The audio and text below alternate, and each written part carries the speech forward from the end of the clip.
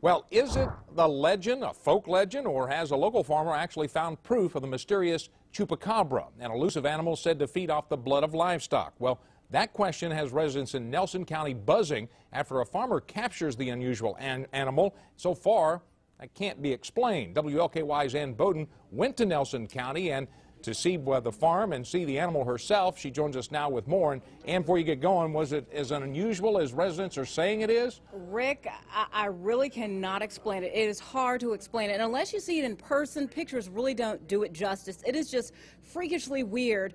And you don't know how to explain it, whether it's a chupacabra or not. Walked out on the porch, and I saw something moving down in this little field below the house here. And it just looked unusual. That strange creature moved closer along Mark Cawthorn's farm home, causing him to look through his binoculars. He even called his wife to look as well. But the more they looked, the more unusual it appeared. Well, it's something strange, so I'm going to get my rifle and shoot it and get a close look, you know. And I'm glad I did, because it's, you know, I don't know what it is. It's been anything from a big rat to the legendary Chupacabra. The Chupacabra, it's been a mystery since 1995, with sightings all over the U.S., from Texas to Maine. The legend says the elusive dog-like creature attacks livestock, bleeding them dry of blood, their favorite being goats. The sightings and mystery has made the animal infamous, and it's no different at the corner coffee shop and bakery in Bardstown. At first I thought it looked kind of like a dog, but it had a really funny head and kind of a nose that kind of looked like a snout. When I looked at the picture, I brought it up close to me.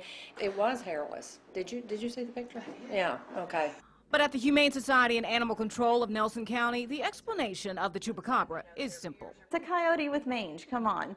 And of course this animal is not, it's too small to be a coyote, but I saw the photos and it looks like it's probably a raccoon or a possum that has mange. It's not a mysterious animal. Well, a cat's got, you know, kind of retractable claws, and this has obvious claws. The paws are different than a raccoon.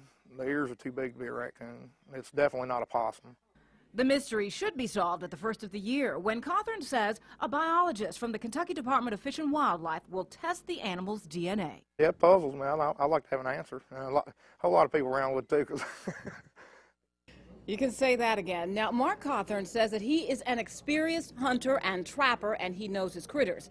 And he says this is a first for him, and he's keeping it frozen until it gets tested. Now, other Chupacabra sightings have turned out to be coyotes or raccoons with mange, but the folk tale and the legend continues. So do the questions. We'll keep you posted as those DNA results come in. Live in the newsroom, Ann Bowden, WLKY News. It is an unusual-looking critter. Thank you, Ann. And as Ann mentioned, the first sightings of the Chupacabras were in Puerto Rico and Mexico in 1995. They were blamed for sucking the blood of goats. And in case you're wondering, if someone calls you a Chupacabra, get insulted, because of the Spanish translation, that literally means goat sucker.